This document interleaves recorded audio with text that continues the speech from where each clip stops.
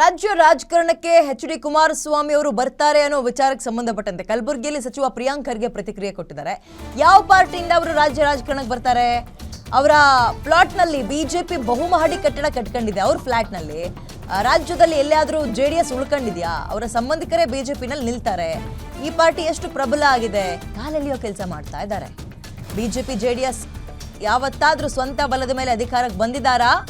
ಬಳ್ಳಾರಿ ಪಾದಯಾತ್ರೆ ಮಾಡಲಿ, ಆರೋಗ್ಯಕ್ಕೆ ಒಳ್ಳೇದಾಗುತ್ತೆ ಅಂತ ಕಲಬುರಗಿಯಲ್ಲಿ ಸಚಿವ ಪ್ರಿಯಾಂಕ್ ಖರ್ಗೆ ಅವರು ಸ್ಟೇಟ್ಮೆಂಟ್ ಕೊಟ್ಟಿದ್ದಾರೆ. ಒಂದು ಪಾದಯಾತ್ರೆ ಬಗ್ಗೆ, ಮತ್ತೊಂದು ಈಗ ಕುಮಾರಸ್ವಾಮಿ ಅವರು ರಾಷ್ಟ್ರ ರಾಜಕಾರಣದಿಂದ ರಾಜ್ಯ ರಾಜಕಾರಣಕ್ಕೆ ಬರ್ತಾರಂತೆ ಅಂತೇನು ಅವರದ್ದೇ ಪಕ್ಷದವರು ಮೊನ್ನೆ ಟಾಕ್ಸಿಕ್ ಸಿನಿಮಾದ ಟ್ರೇಲರ್ನ ರೀಮೇಕ್ ಎಲ್ಲ ಮಾಡಿದ್ರಲ್ಲ, ಅದಕ್ಕೆ ಉತ್ತರ ಕೊಡೋ ಕೆಲಸ ಮಾಡಿದ್ದಾರೆ. ಓಕೆ, ಬರ್ತಾರೆ, ಸರಿ ಆಯ್ತು, ಒಪ್ಕೊಳ್ಳೋಣ.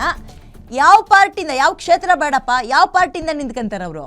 ಬಿಜೆಪಿಯಿಂದನಾ ಅಂತ ಕಾಲೆಳೆಯುವ ಕೆಲಸ ಮಾಡ್ತಾ ಇದ್ದಾರೆ. ವಿಲೀನ ಆಗ್ಬಿಟ್ಟಿದ್ದಾರೆ ಅವರು ಬಿಜೆಪಿ ಜೊತೆಗೆ. ಕೂಡ ರಿಲೀಸ್ ಆಗಿದ್ದಾರೆ. ಇಲ್ಲ, ಯಾವ ಪಾರ್ಟಿಯಿಂದ ಅಂತ ಅವ್ರಿಗೆ ಈಗ ನಿನ್ನೆ ಲೀಸ್ ಅಂತ ಹೇಳಿದ್ರು. ಅವ್ರ ಪ್ಲಾಟ್ ನಲ್ಲಿ ಆಗ್ಲೇ ಬಿಜೆಪಿ ಅವರು ಬಹುಮಾಡಿ ಎತ್ತರದ ಕಟ್ಟಡಗಳು ಕಟ್ಕೊಂಡಿದೆ. JDS ಅಕ್ರಮ ಮಾಡ್ಕೊಂಡಿದಾರಲ್ಲ ಆಗ್ಲೇ. ಇವಾಗ JDS ಉಳಿದಿದ್ಯಾ ಎಲ್ಲನ ಹೇಳಿ?